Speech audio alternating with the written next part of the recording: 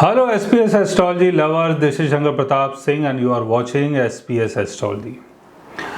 दोस्तों, आज मैं आपको बताने वाला हूं एक ऐसे योग के बारे में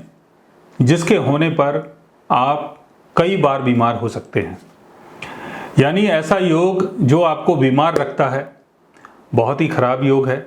और इस योग को हमें समझना चाहिए कि ऐसा कौन सा योग हमारे बर्थ चार्ट में बनता है जिसके कारण बीमारियां जो हैं वो हमें घेर के रखती हैं। तो इसके लिए आपको लगन चार्ट को, मून चार्ट को, चलित चार्ट को, तीनों चार्ट को देखना है और उसमें 6th हाउस और 6th हाउस के लॉर्ड की पोजीशन को देखना है। 6th हाउस का लॉर्ड अगर राहु शनि केतु के साथ होता है या राहु शनि केतु का एस्पेक्ट अगर 6th हाउस में पड़ जाता है या 6th हाउस के लॉर्ड के ऊपर पड़ता है, तब आपको बहुत सारी ऐसी बीमारियां हो सकती हैं जिनके चक्कर में आप परेशान हो सकते हो। 6th हाउस में जितने ज्यादा प्लैनेट्स बैठते हैं उतनी ज्यादा बीमारियां आपको घेर सकती हैं। एग्जाम्पल के तौर पे वीनस अगर 6th हाउस में है तो शुगर और किडनी से संबंधित परेशानी, जुपिटर अगर 6th हाउस में है तो फैट से संबंधित बीमारी या लिवर की बीमारी, सूर्य अगर 6th हाउस में है तो हार्ट और हड्डियों की बीमारी, मरकरी अगर 6th हाउस में है तो स्किन से संबंधित कोई ना कोई बीमारी, मंगल अगर 6th हाउस में है तो गर्मी से संबंधित कोई ना कोई बीमारी, और शनि अगर 6th हाउस में है तो अस्थमे की तकलीफ या जोड़ों में तकलीफ। तो इस टाइप की आपको अलग अलग बीमारियां हो सकती है। जितने ज्यादा प्लैनेट 6th हाउस में होंगे उतनी ज्यादा आपको बीमारियां हो सकती हैं। दूसरा, अगर 1st हाउस का लॉर्ड अगर 6th हाउस में है और 6th हाउस का लॉर्ड अगर 1st हाउस में है तो ये आपको रोगी बनाता है,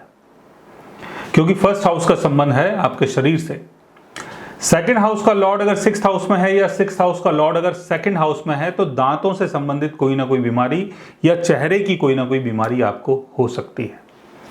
3rd हाउस का लॉर्ड अगर 6th हाउस में है या 6th हाउस का लॉर्ड अगर 3rd हाउस में है तो गले का कोई ना कोई रोग आपको हो सकता है, और जो आपके शोल्डर्स हैं उसमें कोई ना कोई बीमारी आपको हो सकती है।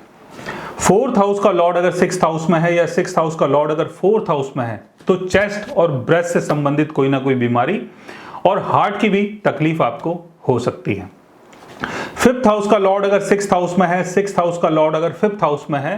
तो यूट्रस में कोई ना कोई तकलीफ आपको हो सकती है।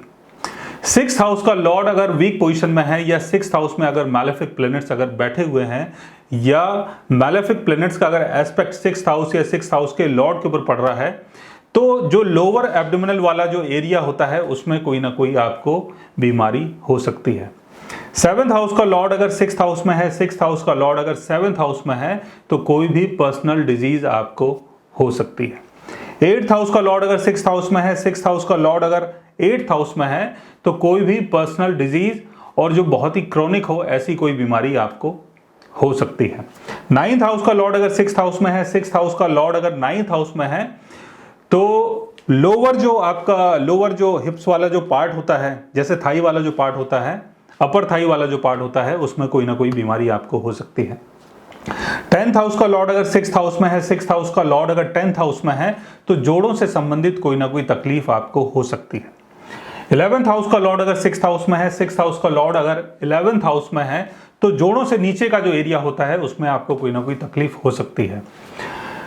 12th हाउस का लॉर्ड अगर 6th हाउस में है, 6th हाउस का लॉर्ड अगर 12th हाउस में है तो पैरों की कोई ना कोई तकलीफ आपको हो सकती है। पैरों में दर्द हो सकता है, सूजन हो सकता है, कोई भी आपको बीमारी पैरों की हो सकती है, और आंखों से संबंधित आपको तकलीफ हो सकती है,